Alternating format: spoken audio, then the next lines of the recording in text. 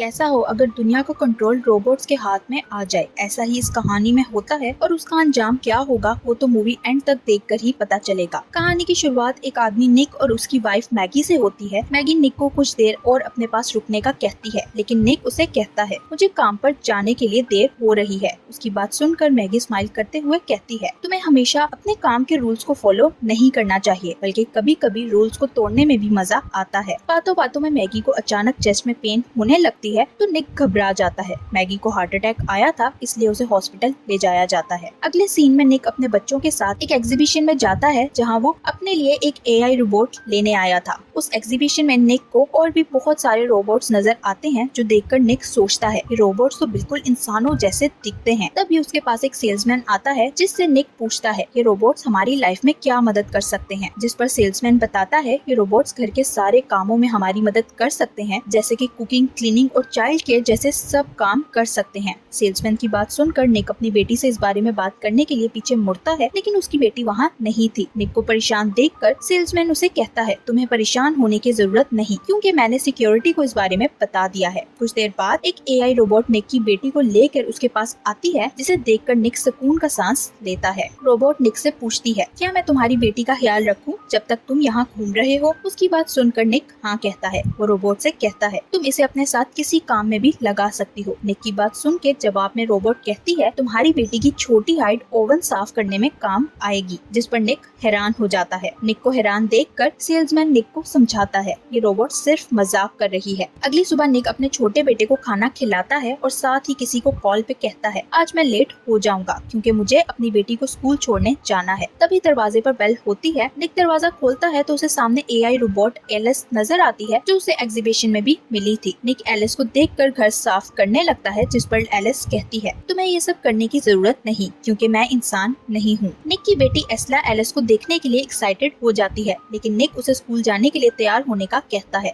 Alice सारा घर देखने के बाद निक से घर में रहने वालों की रूटीन के बारे में पूछती है। एलिस निक से पूछती है क्या तुम चाहते हो मैं तुम्हारे अलावा इस घर में किसी और के ऑर्डर्स को फॉलो करूं, जिस पर निक उसे मना कर देता है। उसी वक्त एस्ला निक के पास आती है जो स्कूल जाने के लिए तैयार हो चुकी थी। एस्ला को देखकर एलिस कहती है इसे मैं स्कूल छोड़ देती हूँ, लेकिन निक उसे मना कर देता है। निक एलिस को घर की साफ सफाई करने का कहता है। उसने असल में एलिस को साफ सफाई के लिए ही हायर किया था ताकि जब तक मैगी ठीक होकर वापस नहीं आती तब तक एलिस उसके घर को संभाल सके। निक और एस्ला के जाने के बाद एलिस निक की शॉपिंग लिस्ट को एक ही बार में ऑर्डर कर देती है। फिर वो निक और मैगी की फोटोज को गौर से देखने लगती है। वहाँ निक और एस्ला घर वापस आते हैं तो निक देखता है एलिस ने पूरा घर साफ करके चमका दिया था। डिनर करते हुए एस्ला कहती है खाने का टेस्ट मॉम की रेसिपी जैसा नहीं है, जिस पर एलिस उससे माफी मांगती है और कहती है मैं अगली बार कोई और रेसिपी ट्राई करूंगी। तब ये निक का छोटा बेटा मैक्स रोने लगता है, जिसे निक मजाक में लिटिल बर्डन कहता है, लेकिन एलिस इस बात का कोई और ही मतलब निकाल लेती है। एलिस निक से पूछती है क्या मैं मैक्स को ऊपर ले जाऊं ताकि तुम तंग ना हो, लेकिन निक उसे मना कर देता है। रात को एस्ला को कुकीज खाने का मन करता है, इसलिए वो चेयर पर चढ़कर कैबिन में से कुकीज निकालने की कोशिश करती है, लेकिन इसी बीच उसका बैलेंस खराब हो जाता है और वो नीचे गिरने लगती है। तभी एलिस वहाँ पहुंचकर उसे नीचे गिरने से बचा लेती है। शोर सुनकर निक ऊपर आता है तो देखता है एलिस की थाई में एक कांच लगा हुआ था। ये देखकर निक एलिस से पूछता है क्या तुम ठीक हो, तो एलिस हाँ कहती है और फिर एस्ला को लेकर वो वहाँ से चला जाता है। कुछ देर बाद एलिस जब अपनी थाई से कांच निकाल कर बैंडेज करती है तो निक उसके पास आकर उसे मैगी के कुछ कपड़े पहनने के लिए देता है। निक उससे पूछता है क्या ये डैमेज ज्यादा है, क्या हमें इस डैमेज को रिपेयर करवाना पड़ेगा, जिस पर एलिस अपनी थाई से बैंडेज निकालती है तो निक देखता है उसका घाव बिल्कुल ठीक हो गया था। एलिस को इतने करीब से देखकर निक शॉक हो जाता है। अगली सुबह निक, एलिस और एस्ला मैगी से मिलने के लिए हॉस्पिटल जाते हैं। एस्ला मैगी को एलिस के बारे में बताती है, जिसके बाद एलिस और मैगी एक दूसरे से मिलते हैं। निक एलिस को एस्ला और मैगी के लिए पानी लेने के लिए भेजता है। उसके जाने के बाद मैगी निक से कहती है मुझे लगा था तुम कोई English butler AI robot hire करोगे, जिस पर निक उसे बताता है एलिस को असल में एस्ला ने ही चूज किया था। मैगी निक को बताती है मैं हॉस्पिटल में रह रहकर उदास हो गई हूँ, जिस पर निक उसे तसल्ली देने लगता है। निक अपने दोस्त के साथ एक कंस्ट्रक्शन साइट पर काम कर रहा था जब निक के बॉस को एक रोबोटिक कंपनी के वर्कर्स के साथ बात करते दिखाया जाता है। निक उसे देखकर गुस्से से पूछता है इन रोबोटिक वर्कर्स को रखने के लिए कितने वर्कर्स को जॉब से निकाला जाएगा। उसकी बात के जवाब में बॉस कहता है तुम्हारे अलावा बाकी सब वर्कर्स को निकाल दिया जाएगा क्योंकि हमें इंश्योरेंस कंपनी के लिए एक इंसान की भी जरूरत है, इसलिए तुम्हें जॉब से नहीं निकालूंगा। निक को बॉस की बात सुनकर गुस्सा आता है, इसलिए इसलिए वो उसे कहता है मैं जॉब छोड़ना चाहता हूँ, जिस पर बॉस उसे समझाते हुए कहता है तुम्हें अपने परिवार के बारे में सोचना चाहिए। शाम को निक थक कर काम से घर वापस जाता है तो उसे एस्ला बताती है आज मुझे स्पेलिंग टेस्ट में 99 मार्क्स मिले हैं। उसकी बात सुनकर निक कहता है मैं कपड़े चेंज करके तुम्हारा टेस्ट देखूंगा, लेकिन एस्ला के जिद करने पर उसे बच्चों के पास जाना पड़ता है। पीछे से एलिस उन्हें ये सब करता देख रही थी। कुछ देर बाद निक गैराज में जाकर अपनी कार ठीक करने लगता है तो उसके पास एलिस आती है और उसे कहती है आज तुमने डिनर अच्छे से नहीं किया। निक उसे कहता है आज का दिन अच्छा नहीं गुजरा, जिस पर एलिस कहती है अगर तुम मुझे अपने मसले के बारे में बताओगे तो मुझे खुशी होगी। निक एलिस को आज कंस्ट्रक्शन साइट पर होने वाली बात के बारे में बताता है। उसकी बात सुनकर एलिस उसे एआई रोबोट्स की क्वालिटीज बताने लगती है। उसकी बातें सुनकर निक कुछ सोचने लगता है तो एलिस उसे सोच में छोड़कर एस्ला के पास जाती है जो ब्रश कर रही थी। एस्ला ब्रश करते हुए एलिस से पूछती है क्या मेरी मॉम हॉस्पिटल में मर जाएंगी, तो एलिस उसे कहती है तुम्हें ऐसी बातें नहीं करनी चाहिए। एलिस को अपनी बात इग्नोर करता देखकर एस्ला भी बात बदल कर उससे पूछती है तुम कभी ब्रश क्यों नहीं करती, तो एलिस उसे बताती है मेरे मुंह के अंदर यूवी लाइट इंस्टॉल की गई हैं जो ऑटोमेटिकली सब बैक्टीरियाज को खत्म कर देती हैं। एलिस नीचे जाती है जहां वो निक को देखती है जो ड्रिंक करते हुए एक हॉरर मूवी देख रहा था। एलिस उस मूवी की तारीफ करती है तो निक पूछता है क्या तुमने वाकई ये मूवी देखी है। निक उसे कहता है तुम्हें अपने अंदर से इस मूवी की सारी मेमोरी को डिलीट करना होगा। मूवी की मेमोरी को डिलीट करने के लिए निक को उसे दोबारा रिस्टार्ट करना पड़ता है। एलिस को रिस्टार्ट करने के बाद वो दोनों इकट्ठे बैठकर मूवी देखने लगते हैं। तभी निक को मैगी की कॉल आती है जो उसे बताती है डॉक्टर को मेरी सर्जरी के लिए एक हार्ट मिल गया है, जो सुनकर निक बहुत खुश होता है। अगली सुबह निक अपनी फैमिली के साथ मैगी के पास हॉस्पिटल जाता है। वो सब लोग मैगी की सर्जरी होने के बाद ट्रिप्स प्लान करने लगते हैं। मैगी सर्जरी से पहले एलिस से अकेले में बात करने लगती है। वो एलिस से कहती है अगर मैं इस सर्जरी में मर जाऊं तो तुम्हें निक का ख्याल रखना होगा और उसे ज्यादा ड्रिंक करने से रोकना होगा। कुछ देर बाद डॉक्टर निक को बताता है नॉर्थ साइड पर तूफान आने की वजह से अभी मैगी की हार्ट सर्जरी नहीं हो पाएगी। निक रात को मैगी के पास रुकने का कहता है, लेकिन मैगी उसे कहती है एस्ला को इस वक्त घर से बाहर नहीं रहना चाहिए, इसलिए ना चाहते हुए भी निक को घर वापस आना पड़ता है। रात को निक कार ठीक करते हुए बहुत ज्यादा ड्रिंक कर लेता है और उसी वक्त वहाँ एलिस आ जाती है। निक एलिस के साथ मैगी के हार्ट सर्जरी के बारे में बात करता है। वो गुस्से में बात करते करते चीजें उठाकर इधर उधर फेंकने लगता है, लेकिन एलिस उसका हाथ पकड़कर उसे रोक देती है। जैसे ही एलिस निक का हाथ पकड़ती है तो निक को एलिस की पल्स फील होती है। ये फील करते ही निक की हार्ट बीट तेज होने लगती है। इसी मौके का फायदा उठा के एलिस निक को अपनी तरफ अट्रैक्ट करने लगती है, लेकिन निक ऐसा नहीं करना चाहता था, इसलिए वो वहाँ से चला जाता है। अगले सीन में निक को मैगी के साथ दिखाया जाता है। निक हॉस्पिटल में मैगी के बेड के साइड पर लेटकर उसके साथ बातें कर रहा था। मैगी निक से अपने बच्चों के बारे में बातें करती है। घर वापस जाने पर निक को पता चलता है एलिस ने उसकी और मैगी की सब फोटोज को डिलीट कर दिया है। निक उससे इसका कारण पूछता है तो एलिस कहती है वो फोटोज एस्ला को तकलीफ दे रही थी। निक उसे दोबारा से फोटोज को रीलोड करने का कहता है। रात को निक अपने दोस्तों के साथ पार्टी करते हुए एआई रोबोट्स की बुराई करता है। फिर वो अपने दोस्तों के साथ कंस्ट्रक्शन साइट पर जाता है जहाँ उसका दोस्त एक रोबोट को तबाह कर देता है। घर वापस आने के बाद निक शावर लेता है तो एलिस मैगी के कपड़े पहनकर उसे टॉवल देने के बहाने उसके करीब आती है और उसे अपनी तरफ अट्रैक्ट करने लगती है। निक उसे रोकने की कोशिश करता है, लेकिन एलिस उसकी बातों को इग्नोर करके उसकी आंखों पर पट्टी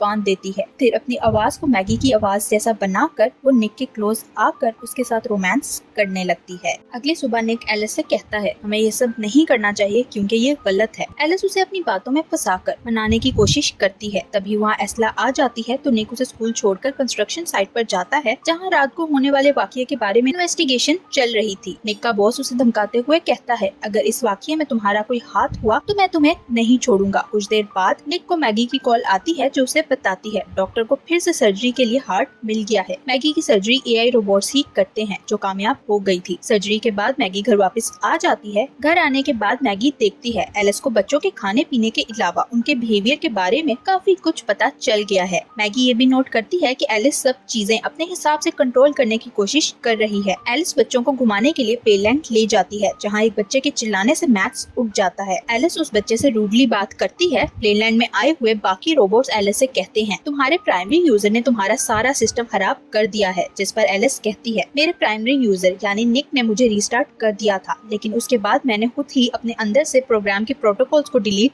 कर दिया। एलिस उन्हें कहती है अब मैं तुम सब रोबोट से बेहतर हूँ क्योंकि उसके अंदर कोई भी रिस्ट्रिक्शन नहीं थी और वो खुद से सारे डिसीजंस ले सकती थी। एलिस ने अपने अंदर से ये सब मेमोरीज तब डिलीट की थी जब निक ने उसे नशे में मूवी देखते हुए सिर्फ मूवी की मेमोरी डिलीट करने का कहा था। रात को मैगी डिनर बनाती है जिसकी एस्ला और निक बहुत तारीफ करते हैं। वो दोनों कहते हैं ये डिनर उस डिनर से बहुत अच्छा है जो एलिस हमारे लिए बनाया करती थी। डिनर के दौरान सर्व करते हुए मैगी को चक्कर आता है तो एलिस उसे संभाल लेती है। हार्ट सर्जरी के बाद मैगी के लिए अभी उठना बहुत मुश्किल था, लेकिन वो अपनी फैमिली के लिए खाना बनाती है क्योंकि उसे ये काम पसंद था। एलिस मैगी से उसकी रेसिपी के बारे में पूछती है, लेकिन मैगी उसे ये कहकर मना कर देती है कि ये मेरी फैमिली रेसिपी है। रात को सोते हुए मैगी की आंख खुलती है क्योंकि उसे एस्ला की चिल्लाने की आवाज सुनाई दे रही थी जो कह रही थी मुझसे दूर रहो। एस्ला को चिल्लाता सुनकर मैगी भागकर नीचे जाने लगती है, लेकिन स्टेयर्स की रेलिंग टूटे होने की वजह से मैगी फिसलकर स्टेयर से नीचे गिर जाती है। एलिस एस्ला के साथ खेल रही थी, लेकिन मैगी को गिरता देखकर वो उसे उठाकर वापस बेड तक ले जाती है। निक को ऊपर के रूम से मैगी की आवाज सुनाई देती है, लेकिन असल में एस्ला को एलिस मैगी की आवाज में कहानी सुना रही थी। निक एलिस के पास आता है और उसे ऐसे करने से मना करता है, जिस पर एलिस उसे बताती है मैगी को स्टेयर से गिरने की वजह से रेस्ट की जरूरत है, इसलिए मैं ये सब कर रही हूँ। निक एलिस की बात सुनकर उससे पूछता है तुमने तो स्टेयर्स की रेलिंग को ठीक कर दिया था, तो फिर मैगी नीचे कैसे गिर गई? एलिस निक से कहती है मैं रेलिंग को दोबारा ठीक कर दूंगी, जिससे हमें पता चलता है इस सब के पीछे एलिस का ही हाथ था। निक मैगी को अपने साथ कैंडल लाइट डिनर करने के लिए कहता है। निक डिनर के लिए घर के पीछे वाले हिस्से में बहुत ही सारी डेकोरेशन करता है।